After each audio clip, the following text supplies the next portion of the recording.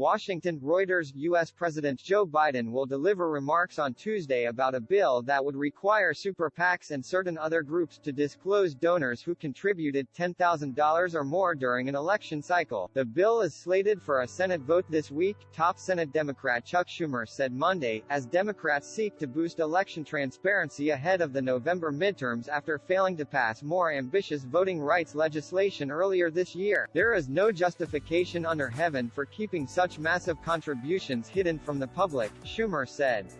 The measure, known as the Disclose Act, was initially included in Democrats' voting rights bill that sought to counteract voting restrictions in Republican-led states. That package passed the House in January but died in the Senate due to stiff Republican opposition. Proponents of the state measures said they were necessary to counter fraud, which Republican former President Donald Trump has falsely claimed led to his 2020 election defeat. Democrats have accused Republicans at the state level of enacting policies to make it harder for racial minorities who tend to support Democratic candidates to cast ballots.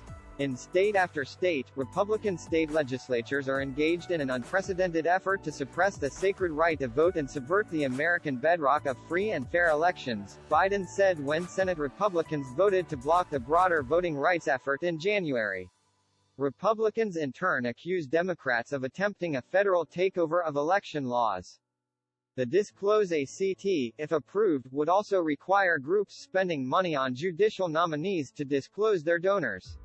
The House of Representatives is separately considering a proposal by Republican Liz Cheney and Democrat Zoe Lofgren clarifying a 135-year-old law to show that the vice president's role in certifying elections is purely symbolic.